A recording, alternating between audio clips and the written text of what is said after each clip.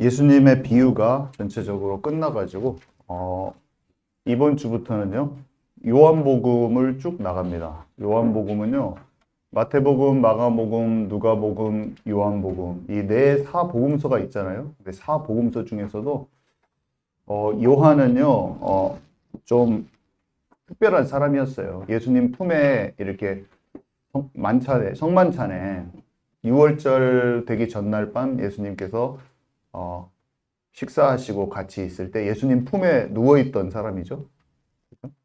사도 요한이라고 부르죠. 사도 요한. 요한계시록을 쓴 사람. 요한 1서, 요한 2서, 요한 3서 쓴 사람도 이 사람이에요. 이 요한복음 쓴 사람이. 이 요한은요, 예수님이 친히 사랑하시는 제자라고 표현할 만큼 제자들 중에서도 거의 1순위였습니다. 베드로하고 함께 베드로, 요한, 야고보 중에 이렇게 세 사람을 따로 막 데리고 다니고 더 집중으로 자기의 뜻을 밝혀준 그런 제자예요. 근데 요한은요, 다른 마태, 마가, 누가가 썼던 그 복음서하고 차별화가 됩니다. 거기에 안 써져 있는 내용이 굉장히 많이 써 있어요. 그게 뭐를 의미하냐면 마태, 마가, 누가가 예수님을 봤을 때 느꼈던 거하고 요한이 예수님을 봤을 때 느꼈던 게 다른 것을 얘기해 줘요. 뭐냐면 영이 더 열려 있는 상태에서 예수님의 말씀하시는 것을 다 알아들고 있어가지고 그것을 기록해 놓은 게 분량이 비교할 수 없이 많아요. 요한복음은 마태, 마가, 누가복음하고 그냥 차별화해야 됩니다. 세 개는 서로 조금씩 부족한 것을 설명을 해줘요. 그러니까 여기에 말한 게 저쪽에는 없고 막 하면서 좀 세 개를 같이 읽으면 풍성이 알아지거든요. 근데 요한복음은요, 독보적이에요. 없는 내용이 많이 있어버려요. 요한복음 특히 14, 15, 16, 17장은요, 예수님이 기도하신 내용들이 다 적어져 있는데 그게 다른 데는 안 적혀 있어요. 요한복음을 무조건 읽어야 됩니다. 다른 것보다 더 깊고 넓게 읽어야 돼요. 이제부터 요한복음을 제가 언젠가 제가 한번 해야겠다 생각을 했는데 여러분 진짜 깊은 것이 알아질 겁니다. 여러분 깜짝 놀랄 겁니다. 여러분들이 이 요한복음 저랑 같이 읽으면서 깜짝 놀랄 거예요. 초전 영화를 보면은 여러분께 굉장히 도움이 될 거예요. 왜냐면 그때 당시를 상상했지만 굉장히 그 상상력이요 복음적이고 성경적이면서 풍성합니다. 그래서 그때 당시의 상황을 시청각 자료로 좀 보면서 그게 다 진리는 아니겠지만 다 완벽하게 똑같지는 않겠지만 굉장히 이때 당시의 상황을요 굉장히 내게 부딪혀 오게 도와주기 때문에 참고 자료로 그게 뭐 맞다 이러기다 보기는 참고 자료로 그때 당시 시대상을 엄청 잘 보여줍니다. 그래서 그걸 참고하시고 정답은 아니다 하지만 되게 도움이 된다. 그래서 초준의 드라마를 넷플릭스에서 다른 거 헤매이지 마시고 초준으로 여러분의 마음을 정화시키기 바랍니다. 초준으로 보시면서 이 주일마다 초준하고 이거하고 같이 보는 거야. 되게 재밌을 거예요. 여러분 영화도 봐도 리뷰해 놓은 거 보면 막 또 재밌잖아요. 평론해 놓은 거 보면 재밌잖아요. 우리는 하나님의 말씀을 보면서 이 세상의 수많은 문화 가운데 진리를 표현하고자 했던 그 감독한 사람들이 정말 노력했거든요. 어떻게 하면 그때 당시에 그 상황을 갖다가 우리 수많은 그리스도인들에게 또 어린 아이들에게 성경이 어렵지 않으면서도 가깝게 부딪혀 오면서도 영적인 사실, 영적 진리를 잘 전달할 수 있을까 고민하면서 만들었어. 이 사람들 팀들이 굉장히 잘 만들었습니다.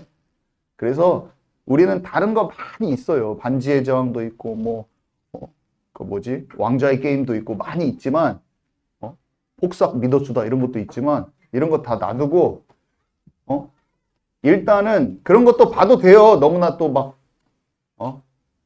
율법적으로 금욕주의로는 가지 마세요. 금욕주의로는 가지 마세요. 금욕주의라는 건 뭐냐면 하나님과 깊은 관계가 아닌데 막 참는 거 있잖아요. 막 그렇게는 가지 마시고 축구 중독되지 말라고 그래. 축구 경기 하세요. 여러분 운동도 하세요. 제가 말할 때 우리 목사님은 축구도 못하게 뭐 이렇게 되지는 마시고 운동하세요.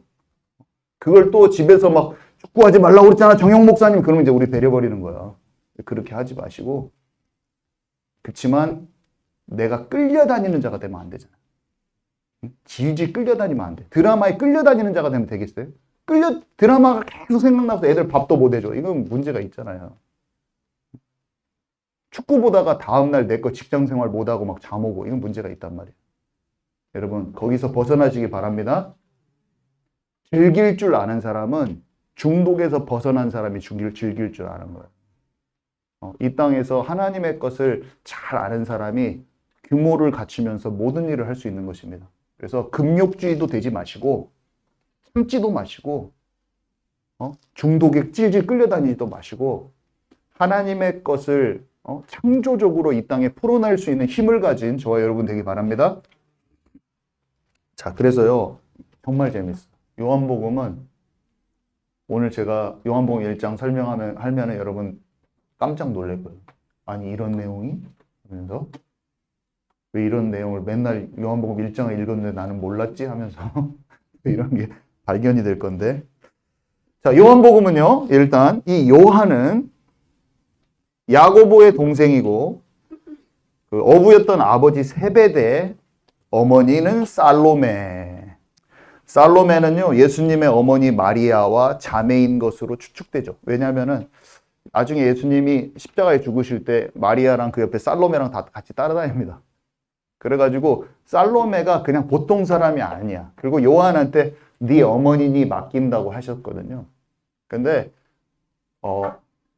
놀랍죠. 요한이 예수님의 가까운 친척이었을 가능성이 아주 높다고 알려져 있어요, 여러분. 알고 있으세요? 그 사람이 예수님을 메시아로 인정했다? 이거는 쉽지 않죠, 여러분. 자기 엄마가 하나님의 아들 그리스도라고 인정을 하는 거야. 자기는 천사가 다 알려줬긴 했지만, 천사가 다 알려줍니다. 임신했을 때 다 알려주죠, 와서. 천사가 알려줘요. 자, 그래서 이 복음서 중에서도요, 이 요한복음은 가장 마지막에 기록된 복음서예요. 1세기 말경에 쓰여졌다고 알려져 있는데, 이 요한복음에 쓰여진 목적은 뭐냐? 당연히 예수가 그리스도이심을 사람들에게 확신시키고 그분을 믿으면 생명을 얻게 하기 위한 게 목적이에요. 그래서 우리 한번 제가 안 써놨네요. 요한복음 20장 30절에서 31절 찾습니다.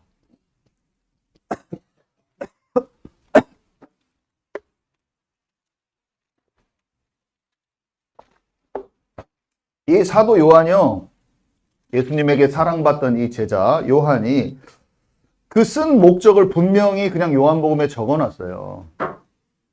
그냥 같이 써놨습니다. 요한복음 20장 30절에서 31절 우리 찾으셨나요? 함께 읽도록 하겠습니다. 시작. 예수께서 제자들 앞에서 이 책에 기록되지 아니한 다른 표적도 많이 행하셨으나 오직 이것을 기록함은 너희로 예수께서 하나님의 아들 그리스도이심을 믿게 하려 하며 또 너희로 믿고 그 이름을 힘입어 생명을 얻게 하려 함이니라. 아멘. 요한이요, 그냥 말해줬어요. 이거는 예수님이 하신 일 다 못 적어요. 너무 많이 하셔가지고 책에 그냥 조금밖에 안 적은 거예요. 근데 하나님의 아들 그리스도이심을 믿게 하려 하심이라. 유대인들 다 안 믿고 있었잖아요. 그렇죠? 예수님이 아무리 자기가 그리스도라고 말해도 막 신성 모독죄로 죽였잖아요. 네가 하나님이라고 하면서 예수님이 아무리 말해도 성전이 자기를 말하는 것이고 어린 양이 자기를 말하는 것이고 그리스도인데 안 믿는 거야. 신성 모독죄. 네가 하나님이라고 하냐? 그게 신성 모독죄가 죽인 이유예요. 너 이단이다 이거예요. 너는 이단이다. 근데요, 도리어 요한이 요한복음을 쓴 목적은 아니, 이 예수가 그리스도다. 이 예수가 그리스도고 그를 통해서 우리가 생명을 얻을 수 있다. 이거를 써놓은 것이고, 그 다음에 특별히 그때 당시에는요, 사탄이 얼마나 발악했겠어요. 이게 영지주의랑 율법주의랑 복음 비스무리한데 이상한 것들이 엄청 많았어요. 그래서 요한이 그리스도가 되시는 그것을 확실히 전달하고자 하는 그런 의도가 다분히 들어있습니다. 여기 안에는. 왜 예수가 그리스도인가? 이게 쫙 들어있는 거예요. 사도 바울이요, 이런 경고를 했어요. 사도 바울이 보면은 내가 떠난 후에 하나님의 양떼를 자기만 따르게 하려는 이리들이 들어올 것이다.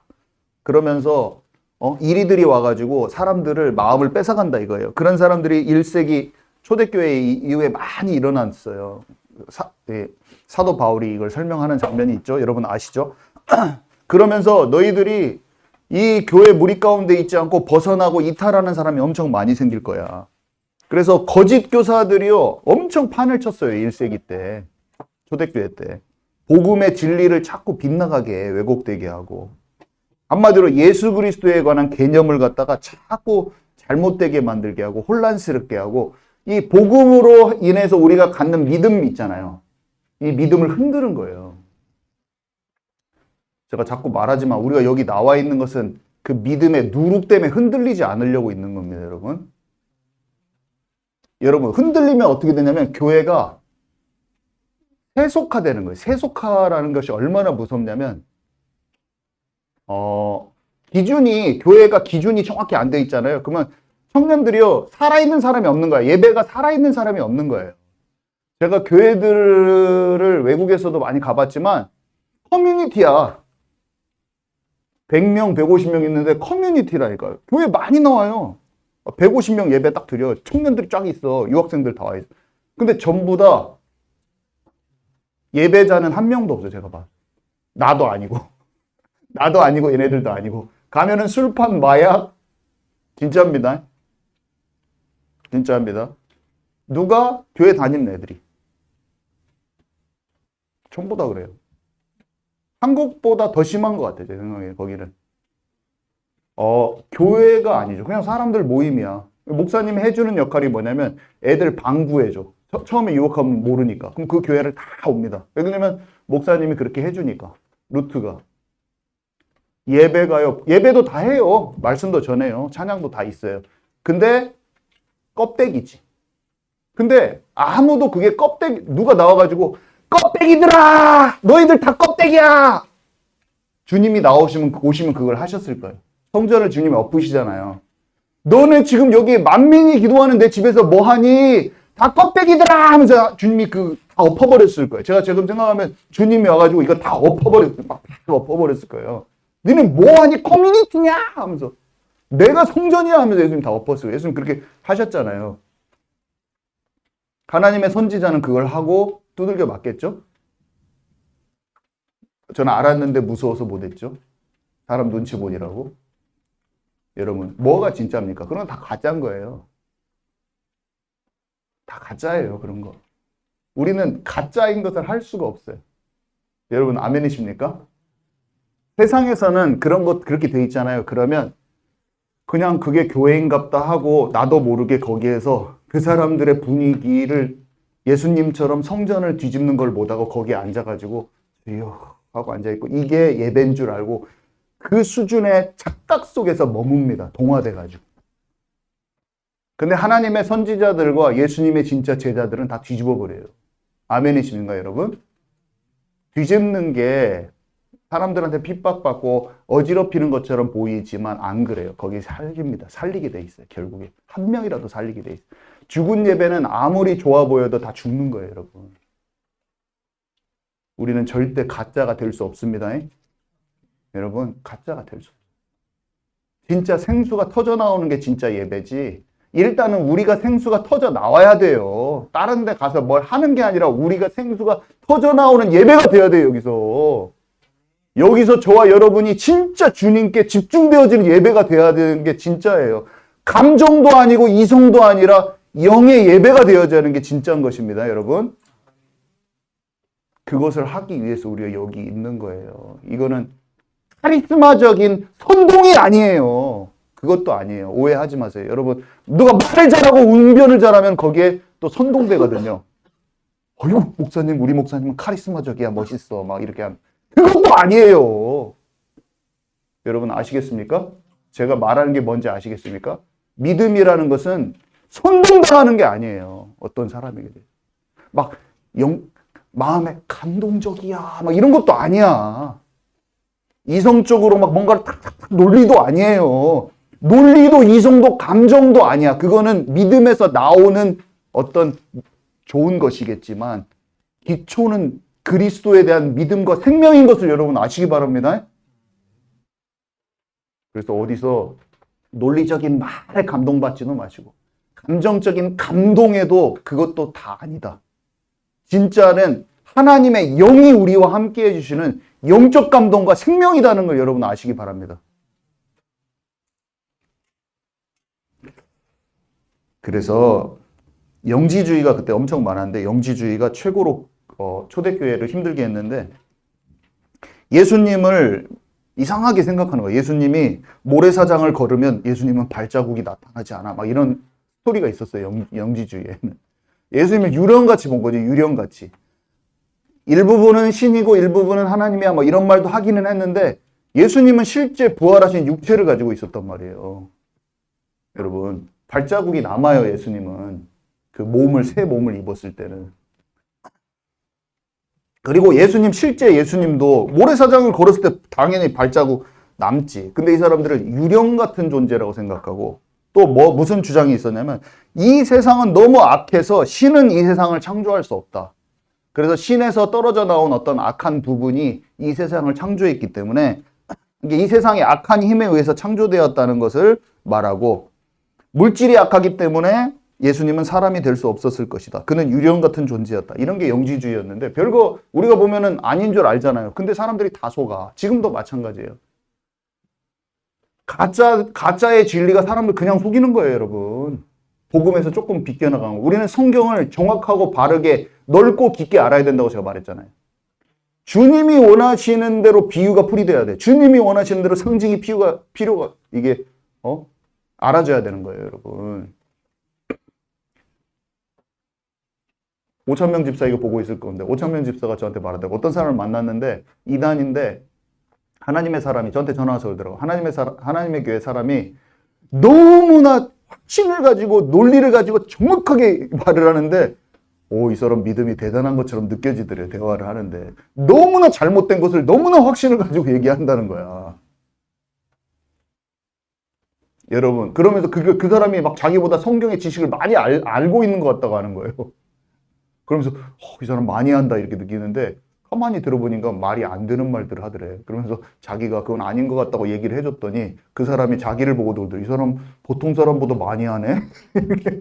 어쩌면 이사도 진리를 탐구를 많이 해가지고 많이 알잖아요. 웬만하면은 뭐 6월절 지켜야 된다고 하고 하면은 막 사람들이 넘어오는데 5,000명 집사가 막 따박따박 뭐라고 말을 해준 거야. 그러니까 서로 엄청 얘기하고 헤어졌다는 거예요. 우리는 진리를 잘 알아야 됩니다, 여러분. 한마디로 요한은요, 이것들을 바로잡고자 하는 마음도 있었어요. 초대교회에 스며들기 시작한 이 잘못된 가르침을 바로잡고자 하는 마음이 있었다니까요. 자, 이 복음서들은 어떤 시작점을 갖고 있냐면요. 제가 비교를 해줄게요. 요한복음은 달라요. 오늘 요한복음 1장부터 다르지만 지금 요한복음 1장은 지금 요한복음의 시작점이란 말이에요. 다른 복음서하고 비교해 봅시다. 마태복음은요. 족보로 시작해요. 아브라함부터 시작하는 거예요. 아브라함부터 예수님까지. 그러니까 예수님이 태어난 것으로 딱 시작해요. 마태복음은 아브라함부터 시작해요. 마가복음은요. 예수님이 세례받는 장면에서 시작해요. 마가복음은. 누가복음은요. 천사가 세례 요한의 아버지 사가랴한테 가가지고 세례 요한이 출생한다는 걸 말해주는 부분부터 시작해요. 다 다르죠. 요한복음은요. 태초 이전으로 거슬러 올라가 버립니다. 시작 지점이 어디냐? 시작이 없었던 태초의 시간으로 거슬러 올라가서 한마디로 창세기보다 더 거슬러 올라가서 하나님이 그때 존재하셨고 예수님이 거기 계셨다는 것을 얘기하는 것을 시작합니다. 잘 봐보세요. 마태, 마가, 누가는 사람의 보여진 관점에서 얘기하는데 요한복음은 시작부터 영적인 것을 얘기하고 있는 거예요, 여러분. 아멘이십니까? 요한은 딱 달라요. 요한은 예수님이 어떤 존재인지를 딱 설명해 버립니다. 예수님의 중보자적인 존재. 하나님이시면서도 인간이신 그것을 말하기 위해서 구속을 하기 위해서 오신 분인 것을 중보자라는 뜻은 하나님과 인간 사이를 연결한다는 뜻이거든요. 중보자는. 끊어진 관계를 연결하는 것을 보고 중보자라고 하거든요. 예수님이 하나님이 본체와 같으면서도 인간이었다는 걸 딱 설명을 해버리는 거야. 예수님은요, 하나님을 딱 손을 잡을 수가 있고, 인간하고 만나서 대화하고 인간의 손을 잡으실 수 있는 분이신 거예요, 여러분. 우리 하나님은 예수님을 통해서 단 하나밖에 없는 그 구속사와 사랑과 그거를 딱 보여주시는 거예요, 여러분. 그것을 설명하려고 로고스라는 단어를 쓴 거예요, 지금 요한이.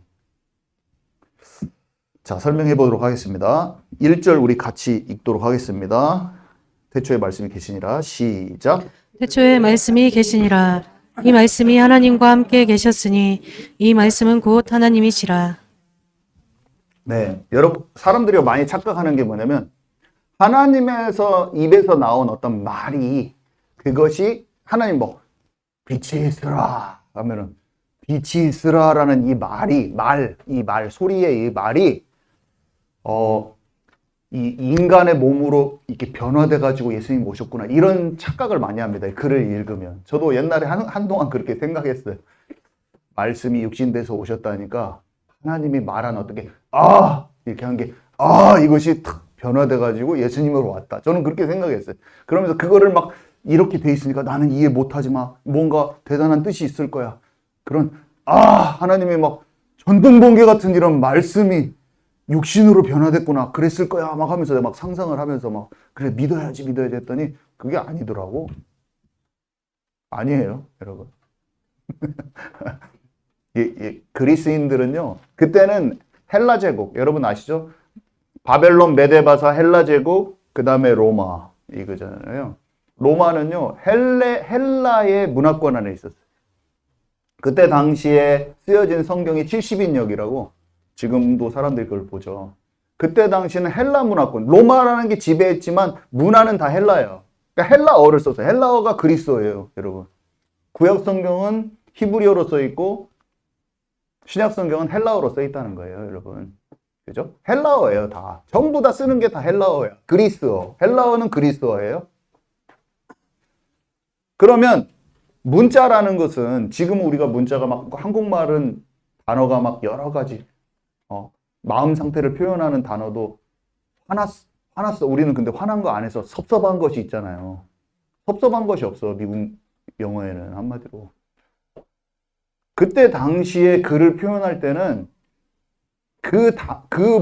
라틴어든지 뭐 헬라어든지 그 언어에 있는 표현할 수 있는 단어들에 의해서 표현할 수밖에 없어요. 그만큼 그 수준에서.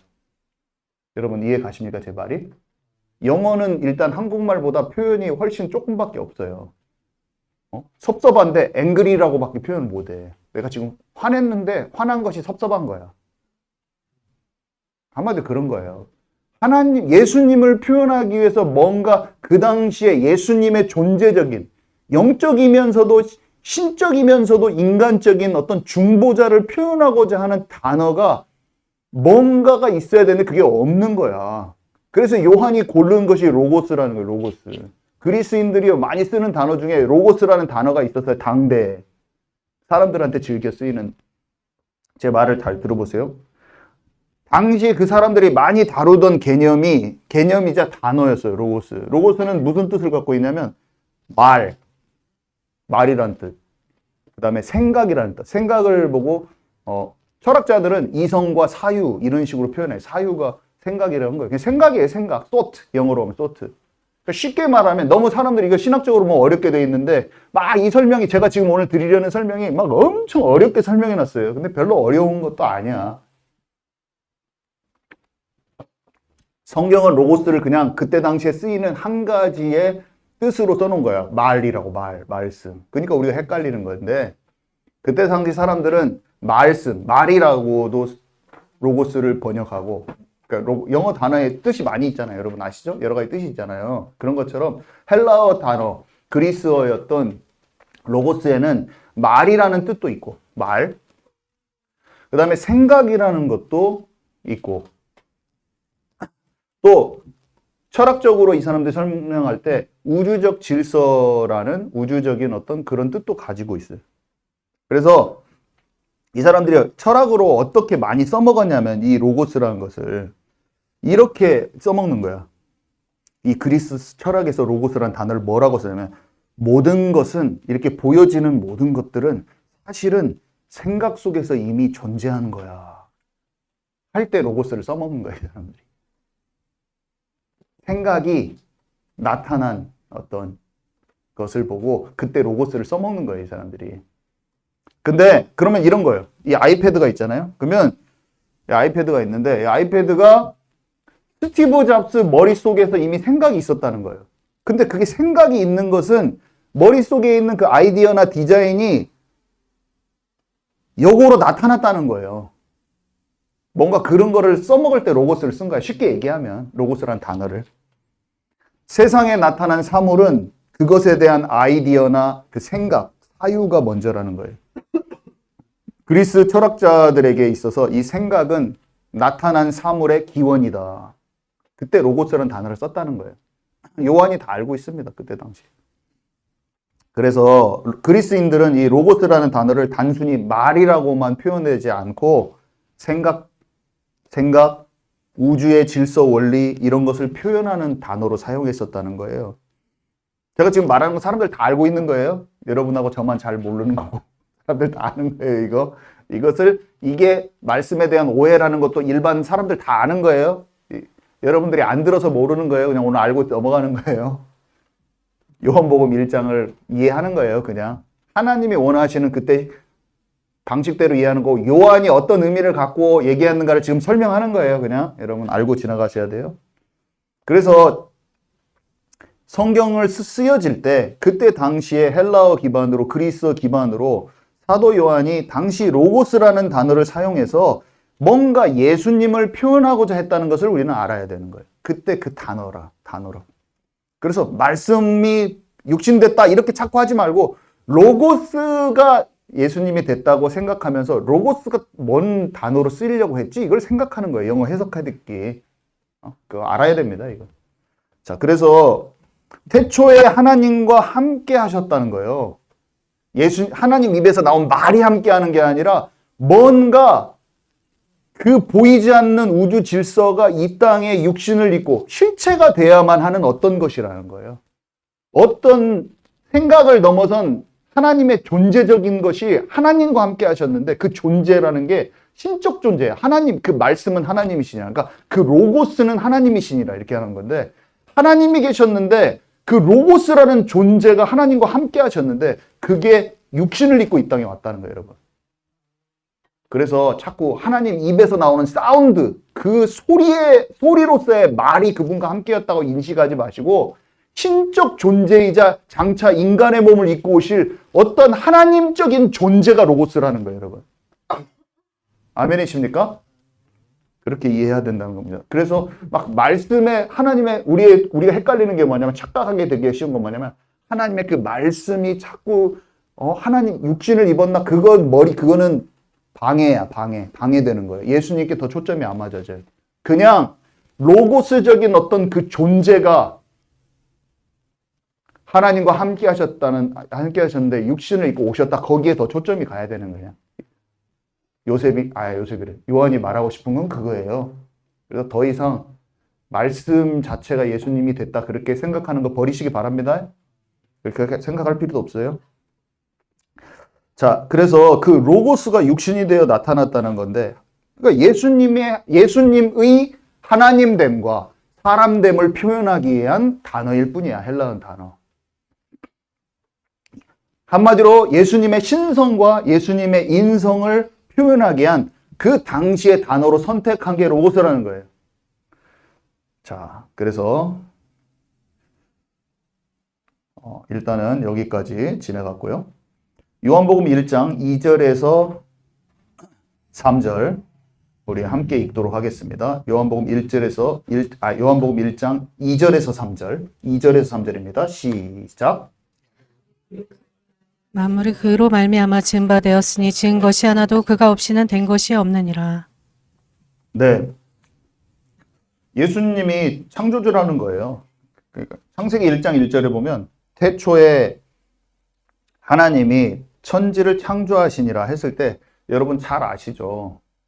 하나님이 엘로힘이라는 단어로 되어 있는데요. 단수가 아니라 복수입니다. 이런 거 여러분 많이 들어보셨을 거예요. 성삼위 하나님이 창조하신 거예요. 태초에 하나님이 천지를 창조하시냐 이거는 성부 하나님만 말하는 게 아니에요. 그 하나님 안에 성부 하나님, 성자 하나님, 성령 하나님 세 분이 삼위일체 하나님이 지금 창조하신 것으로 되어 있습니다. 그래서 예수님도요, 창조주로서 동일하게 창조하신 거예요, 이 세상을. 아멘 있습니까? 태초 이전에 예수님이 계신 것을 여러분 아시기 바랍니다. 성부, 성자, 성령 하나님이 같이 창조했다는 거예요. 그래서 골로새서 1장 13절에서 17절 제가 여기 읽는 것에 여기 써놓은 것을 같이 읽도록 하겠습니다. 시작. 그가 우리를 흑암의 권세에서 건져내사 그의 사랑의 아들의 나라로 옮기셨으니 그 아들 안에서 우리가 속량 곧 죄사함을 얻었도다. 그는 보이지 아니하는 하나님의 형상이시요 모든 피조물보다도 먼저 나신 이시니 만물이 그에게서 창조되되 하늘과 땅에서 보이는 것들과 보이지 않는 것들과 혹은 왕권들이나 주권들이나 총치자들이나 권세들이나 만물이 다 그로 말미암고 그를 위하여 창조되었고 또한 그가 만물보다 먼저 계시고 만물이 그 안에 함께 섰느니라. 아멘. 네, 요한복음 1장에서 바로 요한이 설명해 줍니다. 만물이 그에게서 창조되고 그를 위하여 창조된 것을 지금 골로새서에서 얘기하듯이 요한이 지금요, 만물이 그로 말미암아 지은 바 되었다고 했어요. 자, 그러면서요, 이제 또 재밌는 거 3번에 보니까 세례 요한이 증거했으나 참빛을 알아보지 못했다. 제가 이렇게 돼 있는데 여기 보면은 6절에서 8절하고 15절에 요한이라는 사람이 등장하는데 요한복음 1장 6절에서 8절 그 다음에 15절에 요한이 등장하는데 헷갈리죠. 저는 옛날에 어렸을 때 읽고 헷갈렸어요. 아니 사도 요한인데 갑자기 요한이 자기를 말하는 건가? 아니에요. 이 요한은요 무슨 요한이게요? 네? 네? 베프티스트 세례자라는 뜻이죠. 베프티스트 세례를 했던 요한이 그러니까 초준을 보면은 예수님 따라다니는 요한하고 막 감옥에 갇혀 있는 그 요한 두 명이 나온단 말이에요. 그래서 둘이 인상이 전혀 달라. 이 요한은 좀 어리고 그 요한은 막 거칠게 생겼어. 거칠은 세례 요한 여러분. 응? 팍팍 와닿아야 돼. 우리는 근데 문자만 봤을 때 또 잘 와닿지 않는 부분이 있어. 우리가 알면은 쉽지만 여기서 말하는 요한은요. 지금 글을 쓴 사도 요한 본인을 얘기하는 게 아니라 예수님이 오시기 전에 광야에 외치는 소리였던 예수님을 세례해줬던 예수님의 제자들을 이 사람이 처음에 몇 명 데리고 있었잖아요. 여러분 아시죠? 이 사람한테 세례요한 제자들이었는데 세례요한이 알려줍니다. 저 사람이 어린 양이라고 하니까 가네들이 다 가버려요. 예수님한테. 그 세례요한, 이 세례요한이에요. 세례요한은 엄마가 마리아 사촌이야. 엘리사벳. 그러니까 사도 요한도 예수님 친척이고 세례 요한도 예수님 친척이에요, 여러분. 근데 세례 요한은 아시죠? 마리아가 임신해가지고 엘리사벳 찾아갔더니 그 세례 요한이 그 엘리사벳 뱃속에 있었거든요. 같이 먼저 6개월 전에 임신했어. 근데 복중의 아이가 예수님이 온 걸 알고 기뻐하고 뛰노는 장면이 성경에 나옵니다. 그리고 천사가 찾아가서 막 마리아한테도 알려주고 막 엘리자벳한테도 다 알려줘요. 막 메시아라고 다 알려줍니다. 그래서 그들이 알고 만나고 막 기뻐하고 마리아가 아무튼 임신 기간에 엘리자벳하고 얼마나 포럼을 많이 했겠어요. 우리 아무도 모르지만 진짜 메시아가 우리를 통해서 오신다 하면서 세례 요한은 그 오실 길을 또 예비하는 자야. 다 알고 있습니다, 여러분. 한번 읽어봅시다. 6절에서 8절 우리 함께 읽도록 하겠습니다. 시작. 하나님께로부터 보내심을 받은 사람이 있으니 그의 이름은 요한이라.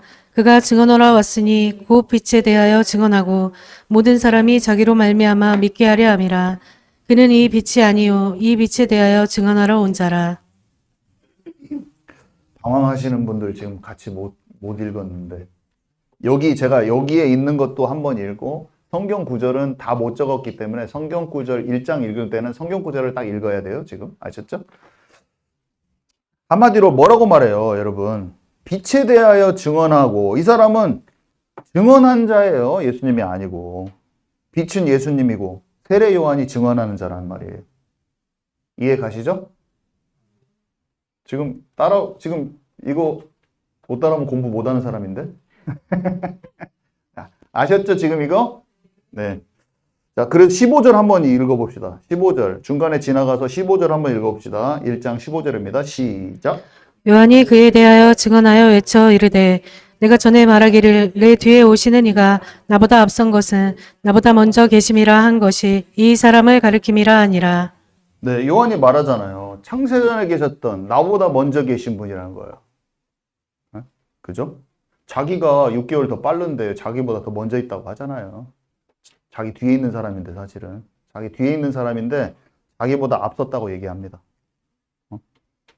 나보다 먼저 계신 그 사람인 거예요. 엘리자벳과 세례 요한의 어머니 엘리자벳하고 예수님의 어머니 마리아는 친척지간이라고 제가 말했죠. 세례 요한은요, 성경에 등장하는 최후의 나시린이라고 보면 돼요. 광야로 나가서 낙타 털로 만든 옷을 입고 최후의 선지자란 말이에요, 이 사람이. 메뚜기와 석청을 먹었다고 돼 있죠. 예언자로서의 삶을 살았단 말이에요. 선지자로서의 삶을. 사람들이 메뚜기나 석청을 메뚜기를 실제로 먹은 게 아니고 그 메뚜기 이름하고 똑같은 나무 열매다라고 이렇게 말하는 사람도 있어요. 저는 잘 모르겠어요. 아무튼 일반 음식을 안 먹고 광야에서 어려운 음식을 먹은 것은 사실이야. 그런 사람이었어요. 그러면서 예수님에 대해서 전하고 세례를 줬죠. 회개하라고 외치고. 자, 그런데요, 이 예수님이 참 빛이라는 것을 알지 못했다고 했어요. 그 안에 생명이 있었으니 이 생명은 사람들의 빛이라. 이 찬양이 있잖아요, 여러분. 아시죠?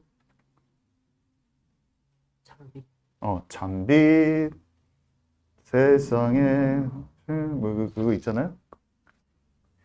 각 사람 주는 빛 그 안에 생명이 있으니 그 생명은 사람들의 빛이라. 이 찬양이 있습니다. 이 찬양 너무 좋죠. 그것이 찬양이 요한복음 1장의 찬양입니다. 그래서 빛이 어두움에 비치되 어두움이 깨닫지 못하더라. 요한복음 8장 12절에 보면은 우리 한번 읽을까요? 제가 여기 써놨어요. 요한복음 8장 12절 읽도록 하겠습니다. 시작. 예수께서 또 말씀하여 이르시되 나는 세상의 빛이니 나를 따르는 자는 어둠에 다니지 아니하고 생명의 빛을 얻으리라. 예, 빛에 대하여 증언을 하는 사람이 세례 요한이라고 하는데 예수님은 말씀하셨어요. 세례 요한은 빛에 대하여 증언하시는 분이고 예수님은 나는 세상의 빛이라. 나를 따르는 자는 어둠에 다니지 않고 생명의 빛을 얻으리라. 이렇게 예수님 말씀하셨어요. 근데 그 예수님이 참 빛인 것을 알지 못했어요. 세상이 그를 알지 못하고 자기 땅에 왔으니 자기 백성이 영접하지 아니하였다고 오늘 읽은 요한복음 1장 그 본문에 나와 있습니다. 구원받아야 될 인간만 못 알아본 거예요, 여러분. 예수님의 이런 삶의 흔적을 보면요. 예수님이 바람과 파도를 향해서 잠잠하라, 고요하라 하니까 바람과 파도도 알아듣는 거예요. 예수님을요, 이 자연도 알아보는 거예요.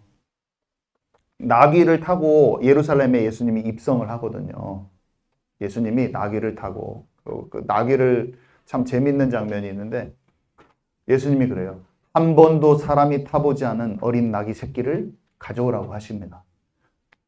어린 나귀 새끼는요, 한마디로 이런 거예요. 말 같은 게 말이나 나귀나 다 똑같아요. 사람들이 타지 않은 말은 길들이기가 힘들어. 한 번도 타지 않은 사람이 타지 않는 나귀가 예수님을 잘 태우고 왔다는 것도 사실은 예표예요.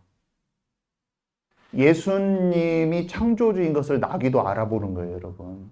아멘이십니까? 그렇게 될 수가 없대요. 한 번도 사람을 안 태운 어린 나귀 새끼가 날뛰지도 않고 예수님을 잘 태우고 들어와요.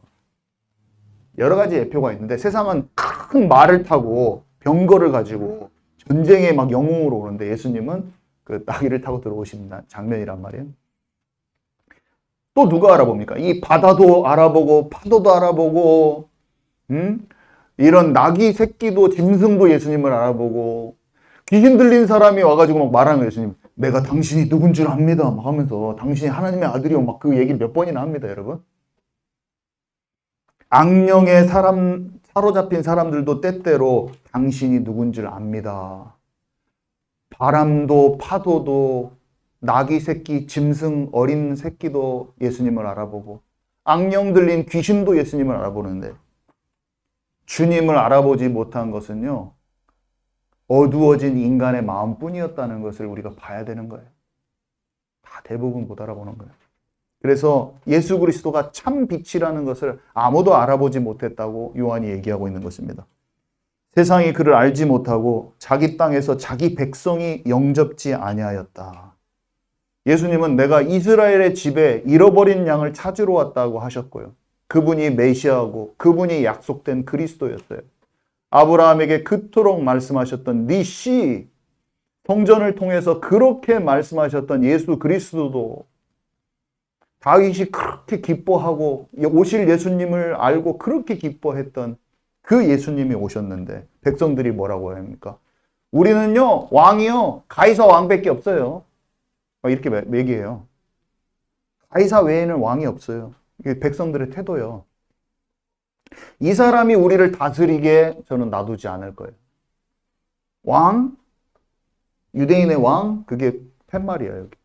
예수님 죽일 때. 네가 왕이라고 하냐? 그래, 네가 왕 해먹어. 그거 죽였어. 너 왕 아니잖아. 왕이면은 거기서 내려와봐.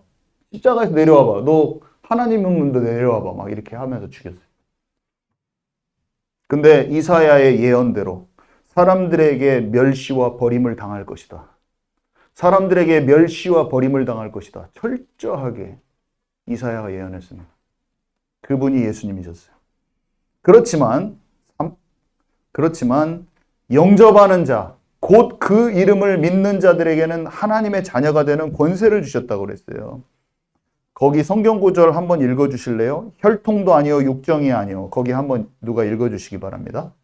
이는 혈통으로나 육정으로나 사람의 뜻으로 나지 아니하고 오직 하나님께로부터 난 자들이니라. 네, 이게 무슨 말이냐면 피로 이어받은 것도 아니고 육체적 욕망도 아니고 사람의 계획도 아니라는 뜻인데, 여러분 이게 우리도 마찬가지예요. 하나님 자녀가 된 게 부모님이 잘 믿는다고 내 믿음이 좋은 거 아니에요. 혈통을 따라서 나는 게 아니에요. 부모로부터 물려받을 수 있죠. 잘 가르쳐주면. 그렇지만 내 믿음은 내가 주님께 받아야 된다는 거예요. 제가 뭐 하라는지 아시겠죠? 마음 먹고 잘 해보려고 되는 게 아니에요. 진짜 내가 변화된 삶을 살아야지 한다고 되는 게 아니에요. 내가 더 이상 어둠에 속하지 않아야지 육신의 뜻으로 되지 않는다는 거예요, 여러분. 사람의 의지로도 이렇게 할 수 없지만 다른 사람의 강요나 강압에 의해서도 사실 할 수 없어요, 여러분.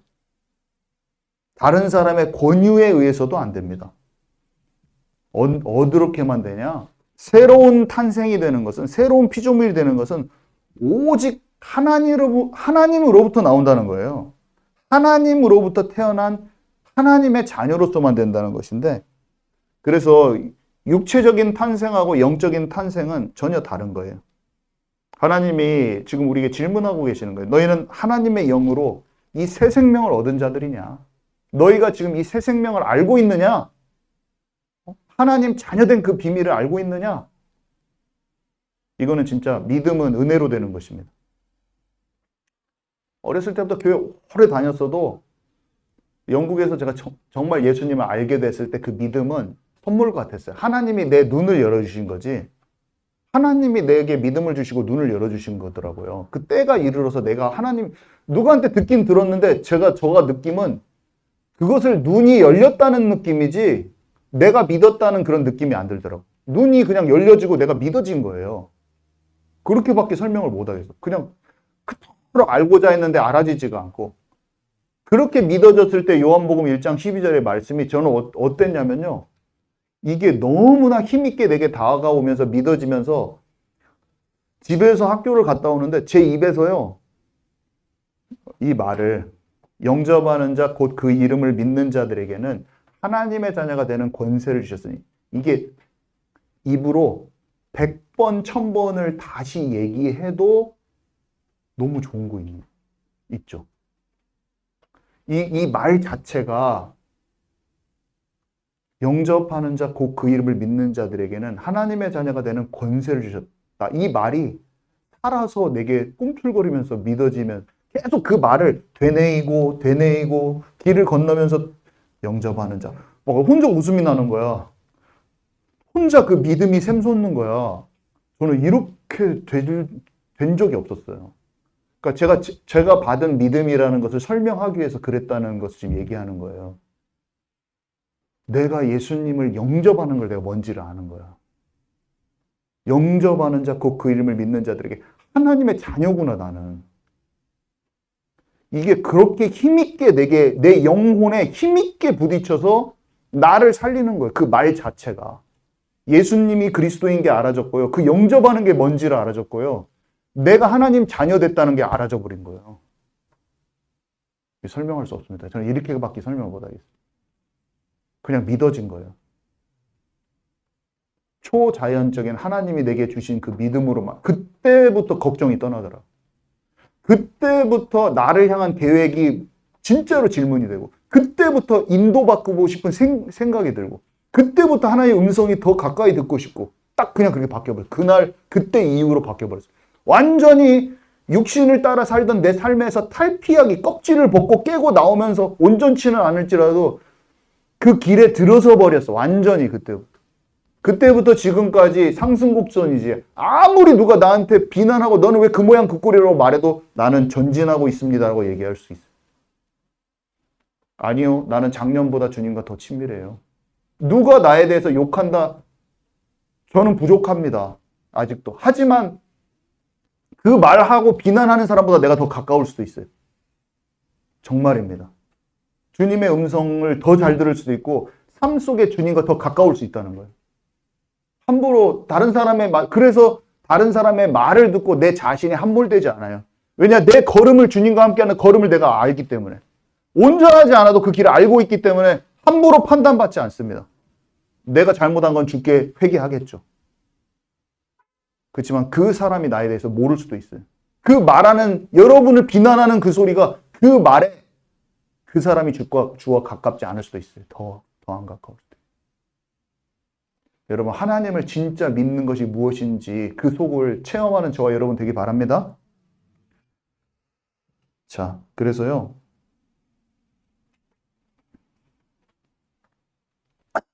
말씀이 육신되어 우리 가운데 거하심에 그랬어요. 그래서 아까 처음에는 로고스가 하나님과 함께였다는 데 집중이 돼 있었다면 여기는 쭉 설명하다가 이 로고스가 육신이 되어 우리와 함께한다는 걸 딱 설명합니다. 아까는 그 로고스라는 그 존재적인 그 자체가, 로고스라는 단어로 표현한 어떤 그 신적 존재가 하나님과 함께하는 하나님적인 것을 얘기했다면 지금은 인간과 같이 됐다는 것을 얘기하는 거예요.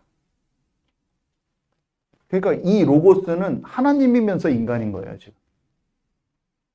그 말이 초점이 아니에요.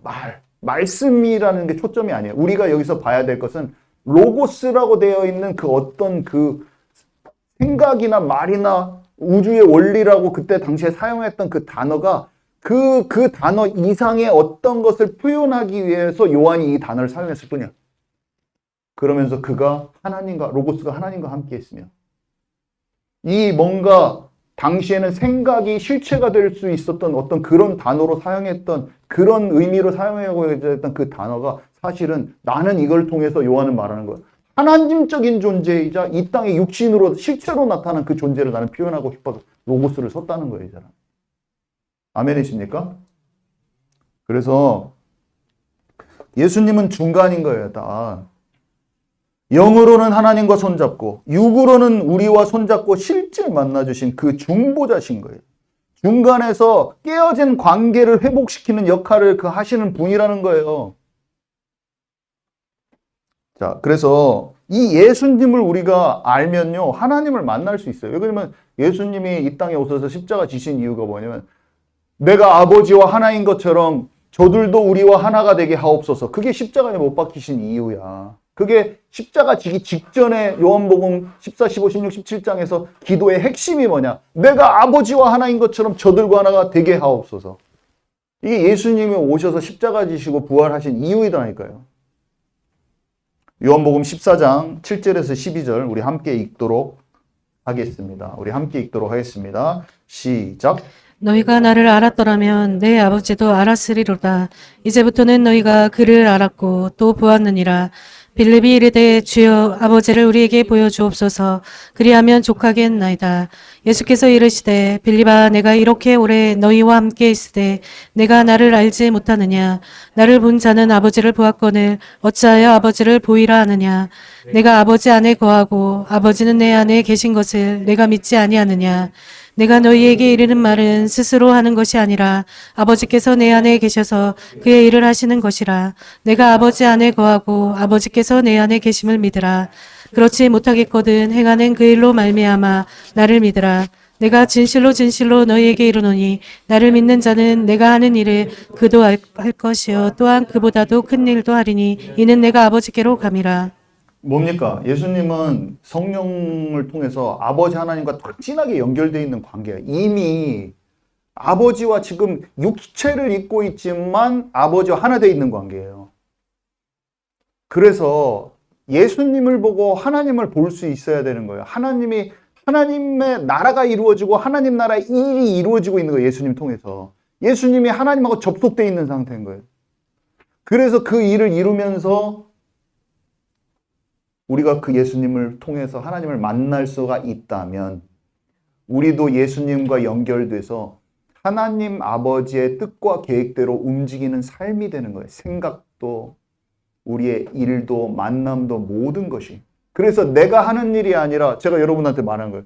여러분 이 교회에서 제가 설교하는 것 같고 이 교회를 어떻게 진행돼야 된다고 하고 교회는 이런 식으로 가야 돼요 한다는 게 아버지의 뜻인 걸 여러분 아시겠습니까? 제가 여러분들에게 어떻게 이렇게 하고 이렇게 해봐라 이게 아버지께서 원하시는 대로 한다는 걸 여러분 알겠습니까? 그렇게 될 정도로 주님과 친밀해져야 된다는 거예요. 아멘이십니까? 여러분과 저의 삶이요. 교회는 다니는데 맨날 세상에 묶여가지고 말씀대로 있지도 않고 분부한 모든 것을 가르쳐 지키게 하라. 너희가 나를 사랑하면 내 계명을 지키리니. 그 말이 뭐냐면 말씀대로 움직이는 아버지의 뜻과 계획대로 움직이는 삶이 된다는 거예요. 결국에 아버지 하나님과 하나 된다는 건데 그게 없으면 다 종교 생활이야. 그게 아니면은 뭐요? 마약하지 마 하고 잔 술 담배 피고 그건 하나님 없는 삶이야. 그럼 가짜인 거예요. 거짓 선지자. 아버지와 마음이 하나가 아닌 거예요. 내가 나의 피로 회복제는 담배인 거예요. 나의 피로 회복제는 담배예요. 사람들한테는 다 호흡하라고 해놓고 자기는 내 속에서 여러분 담배 피워봤어요? 하나님 대신에 그걸 선택하는 거예요. 가장 중요한 순간에 아이 담배 펴도 구원받잖아요. 자꾸 뭐 이런 말 하려고 하면 나는 할 말이 없어. 너는 먹는지 마시든지 진짜 작은 일을 하나님과 함께 해야 되는 거예요. 그 말을 우리가 입으로는 하고 내 속에서는 더럽게 해. 여러분들한테 입으로는 예수가 그리스도 막 요한복음 말이죠. 막 이렇게 딱 해놓고 뒤에 가서는 나의 즐거움은 다른 거예요. 사실은 제가 할 수 있습니다. 앞으로 70살 목회할 때까지 제가 그걸 할 수 있어요. 고집이랑 고집은 다 피우고 그냥 가서 예수님 뜻대로 인도 안 받고 한마디도 내가 먼저 잘못했단 말 못해. 내 고집 피운이라고. 그래도 내가 너무 미안해. 말 못해. 자기 자존심이 더 앞서. 내 자존심이요. 상대방 앞에서 자녀들 앞에서 내가 미안했어. 그래도 이것은 그 말 못해. 왜냐? 내 자존심이 주님이 원하시는 그 태도보다 더 앞서 있기 때문에 절대로 못합니다. 그게 죽은 거예요. 죽은 거예요. 그건. 다 죽은 거예요. 주님을 진짜 믿는 사람은 아버지의 사소한 일에 아버지 뜻대로 나를 찾고 옮기는 치유가 일어나는 거예요. 여러분 아멘이십니까? 다 헛되고 거짓된 거 따라가지 마시고 분별하는 은혜가 여러분한테 좀 있기를 바랍니다. 여러분 분별을 해야 돼요. 분별을 못하니까 탈출을 못하는 거예요. 분별을 못하니까 거룩한 분리를 못하는 거예요. 분별을 못하니까 자기 생명이 없는 거예요. 움직이지 못하고 사람이 어디서 움직이지 못하고 어디 자기 있을 때 있지 못하는 게 그게 문제가 아니라 생명이 없기 때문에 분별을 못하는 거예요. 그것은 생명의 문제인 것입니다. 그 사람이 왜 여기 있냐 저기 있냐 그게 문제가 아니라 생명의 문제인 거예요. 영혼에 관련된 거예요. 여러분 분명히 깨달아지는 은혜가 있기 바랍니다. 제가 큰 소리 낸다고 알아지는 것은 아니더라고요. 제가 열변을 토한다고 알아지는 것은 아니더라고요. 나도 놓치기가 쉬웠기 때문에 나도 하마터면 속을 뻔했어요. 왜냐? 내가 누룩 가운데 있었으면 저는 분명히 속았습니다, 여러분. 우리가 지금 이 말까지도 하나님 앞에서 보게 될 것입니다. 어떤 중심으로 얘기했는지, 어떤 상태에서 얘기했는지 그것까지 하나님 앞에서 다 보게 될 거예요. 나의 의로움을 말하는 것도 아니에요, 지금. 내가 잘났고 나는 그 사람들과 절대 아닙니다. 우리는 하나님 앞에 진짜 살아있는 영적인 그 상태가 되어 있는 그 교회가 되어야 되는 것입니다. 자, 그래서요, 여기 이 사람은요, 사랑하면 계명을 지키게 되어 있어요. 요한복음 14장의 세 구절, 제가 세 부분을 해놨는데 다 한꺼번에 읽도록 하겠습니다. 시작. 너희가 나를 사랑하면 나의 계명을 지키리라. 나의 계명을 지키는 자라야 나를 사랑하는 자니 나를 사랑하는 자는 내 아버지께 사랑을 받을 것이요 나도 그를 사랑하여 그에게 나를 나타내리라. 예수께서 대답하여 이르시되 사람이 나를 사랑하면 내 말을 지키리니 내 아버지께서 그를 사랑하실 것이요 우리가 그에게 가서 거처를 그와 함께 하리라. 나를 사랑하지 아니하는 자는 내 말을 지키지 아니하나니 너희가 듣는 말은 내 말이 아니요 나를 보내신 아버지의 말씀이니라. 네. 우리가 뭐 예수가 그리스도란 말 다 합니다, 사람들. 근데 진짜 구원에 대한 진짜 감사가 있고 그 사람은요, 딱 특징이 뭐냐면 속지 않는 삶에 대한 갈망이 있어요. 죄에 대한 그 자유에 대한 갈망이 끊임없이 있어요. 그 사람 반드시 있어요. 그래서 회개하는 거예요. 그래서 자백하는 거예요. 그래서 그 속에 있고 싶지 않아요. 그래서 끝끝내 치유받는 쪽으로 나옵니다. 은혜의 보좌 앞으로 가고 고통스러워요. 고백하는 게 고통스러워요, 여러분. 고백하고 자기 잘못을 고백하는 게 고통스럽지 않은 사람이 어디 있어요. 창피하기도 하고 막 진짜 짜증나. 그 막 내 거 다 들춰내서 말하면 짜증나죠, 솔직히. 근데 하나님의 사람은 내가 들춰놔서 창피한 것보다 하나님 쪽에 속하지 않아서 나오는 그 자유 없는 삶, 해방받지 못하는 삶, 평안이 깨져 있는 그 상태가 더 싫어요. 주님 안에 쉼을 얻고 싶은 게 더 커요. 그 갈망이. 그래서 글로 나옵니다. 그 맛봤기 때문에. 주님 안에 자유함을 맛봤기 때문에 나오게 돼 있어요. 어둠 가운데 있으면 진짜 피곤하거든요. 막 그 죄 가운데 있으면 막 죽을 것 같아요. 저는 막 죽겠어요. 힘들어, 더 힘들어. 막 잠도 안 오고 막 죽겠어요. 하여간에 그럼 얼굴이 피폐해져, 저는. 그 순간적인 쾌락의 즐거움은 있어요. 근데 막 피폐해져. 막 얼굴도 막 붓고 막 규모도 다 깨지고 안 되더라고요, 저는. 근데 절제가 참 어렵죠. 왜냐면 그게 막 내가 옛날에 죄들이 좋았기 때문에. 근데 절제하고 들어가서 규모를 갖추고 주님을 따르는 삶에 들어가면 가볍습니다. 가벼워. 몸이 가벼워요. 평안해. 마음이 잠도 잘 오고 평안해. 그런 거예요. 왜냐면 그건 실제로 나타나. 마음의 안식은요, 뼈가 살아나는 거예요. 내 몸이 살아나요. 마음의 평안함을 얻어야 돼요, 우리는. 주님과 함께하는. 그러면은 모든 일이 다 잘 됩니다. 머리도 잘 돌아가. 공부할 때도 잘 돌아가. 여러분, 막 조급해가고 쪄들어가지고 학업하고 직장 생활하면 안 돼요. 주님께 딱 맡기고 평안한 가운데 있잖아요. 그러면 공부도 잘 돼. 머리가 팽팽 돌아가. 설교를 준비하는데 가벼워, 마음이. 근데 내가 죄에 찌어들려 있으면 머리가 안 돌아가, 나는 그래요. 바로 드러나 버려. 바로 뭐가 드러나면 말씀 준비할 때부터 팍팍해. 왜 그러면 영감이 안 와. 근데 주님과 함께하면 팍팍 와. 팍팍 오고 잘 되고 쉬워. 공부도 마찬가지입니다, 여러분. 목회만 그런지 아세요? 아니에요. 다 똑같아요. 여러분 일, 사업, 여러분들의 통찰이 주어져야지 할 수 있어요. 하나님이 여러분을 통해서 사업을 확 일으켜서 하고 싶어도 여러분들이 주님과 함께 안 하면 경영인으로 하나님이 세워주고 싶어도 커지질 않는 거예요. 근데 여러분이 주님께 진짜 맡기면 지혜가 샘솟듯이 와버려요. 창조적인 지혜가. 아멘이십니까? 여러분 꼭 그렇게 해서 열매 맺으시기 바랍니다. 여러분 산업과 사업에 열매 맺으세요. 미래를 하나님께 맡기고 주님이 주시는 창조적인 힘을 가지고 크게 넓혀져서 복음과 선교에 크게 쓰임받게요.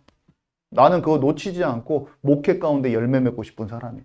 저와 여러분은 달란트를 땅바닥에 묻어주지 않고 창조적인 열매가 가득한 목회와 학업과 직장인이 돼야 돼요. 아멘이십니까?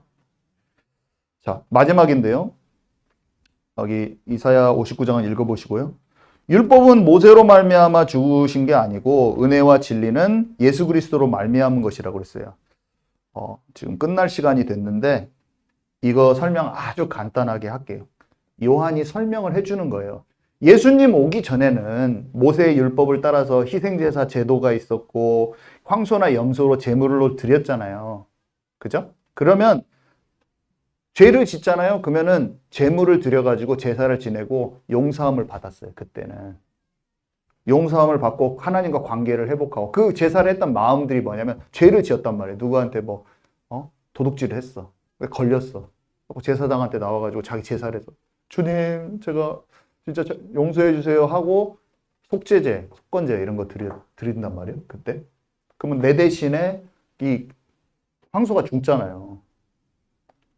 그래서 주님께 그렇게 나아갔단 말이에요. 그래서 제사장을 통해서 그 죄를 하나님과 관계가 회복되는 것을. 근데 그거는 아직 예수님은 오시지 않았잖아요. 예수님이 십자가에서 해결할 때 진짜 원죄가 해방되는 거잖아요. 제 말을 잘 이해해 보세요. 그렇지만 예수님이 오셨을 때 그 문제가 진짜 해결됐어요. 그렇지만 이때는 그래도 이때도 다 용서받은 거예요, 여러분. 어떻게? 이런 거야. 누가 이렇게 설명을 했더라고. 제사는 마치 이 말이 맞다는 게 아니라 비유적인 거니까 잘 생각을 해보세요. 제사는 마치 카드 결제가 아니라 외상장부 같은 역할인 것입니다. 나중에 예수님 십자가에서 완성하심으로 완결된 것이라고 비유적으로 말할 수가 있습니다. 그러니까 받은 거예요. 용서 받은 거예요. 카드 결제도 받은 거잖아요. 이미 탕감 받은 거잖아요. 그러니까 오실 예수님을 진짜 믿음으로 붙들고 그때 예수님이 오셨을 때 진짜 끝난 거예요. 그렇지만 그 전에 사람들도 다 구원 받았어요, 여러분. 구원 받고 그때 당시에 자기가 믿음으로 다 용서 받은 거예요. 이해 가시죠? 제발 이해 가세요? 그러니까 구약의 사람들의 제사가 그런 의미라는 거예요. 그때도 다 제물 드리고, 근데 지금 우리는 뭐예요? 예수님이 십자가에서 그 제사를 끝내버렸기 때문에 제물을 가지고 다시 반복적으로 나갈 필요가 없어요. 일단은 제사적, 형태적으로 더 이상 필요가 없어. 제물 대신에 예수님이 하신 그 일을 믿음으로 제사를 드리면 돼. 예수님이 그 제물이 되셨기 때문에. 이해 가시죠? 그래서 예수님의 이름으로 하나님께 나아갈 수 있어요. 제사장이 한 일을 예수님이 해버렸어, 그냥. 예수님이 대제사장으로 자기가 죽어서 해버렸어. 그래서 그때 당시에 하나님과 관계가 깨졌던 그 사람이 범죄에서 자기의 마음이 도둑질 막 하고 싶어서 그런 죄성에 있는 마음을 회개한 거예요, 이 사람이. 황소를 죽이면서 비둘기를 놓고 내가 진짜 마귀한테 속아서 죄 가운데 죄에 속아서 하나님 말씀을 떠났습니다. 하나님 제가 이걸 회복하고 싶습니다 하면서 제사를 드린 거예요. 지금 우리는 어떻게 되냐면 예수님의 이름으로 하나님 제 마음에 죄성이 너무 가득해서 열매 맺었어요. 저 이렇게 살고 싶지 않은데 예수님께서 저의 재물 구약시대처럼 재물돼서 나아간 것처럼 하나님 제가 예수님 통해서 진짜 예배드립니다. 이게 진짜 예배인 거예요, 여러분. 교회에 나와서 삶의 내 순간에서 주님 저 죄성 가운데 있기 싫어요. 근데 그게 열매까지 맺어버렸어요. 진짜 저 회개합니다, 주님. 주님, 예수님으로 나를 덮어주세요. 이 재물, 예수님이 죽으신 걸로 제가 주님 앞에 나갈 수 있는 다시 힘을 주세요. 여러분, 예배를 아시겠어요? 이게 사실적으로 없는 거예요, 사람들이. 예수님 믿어 공식만 다 해놓고, 목사들이 다 해놓고, 뒤에서 엉뚱한 죄와 쾌락 속으로 가놓고, 삶 속에서 진짜 주님 앞에, 주님, 제가 예수님 믿고 다 전했지만, 나의 죄성으로 해서 열매 맺었으면 그걸 안 하는 거야. 자꾸 뻔뻔스럽게 예수님 믿어 막 해놓고 자기는 안 가. 그것도 다 하고 있는 거예요, 지금. 근데 왜 그걸 모르냐? 공식적인 믿음이 계속 교리적인 믿음, 공식적인 믿음이 단체와 교단을 장악하고 있기 때문에 이것도 안 보입니다.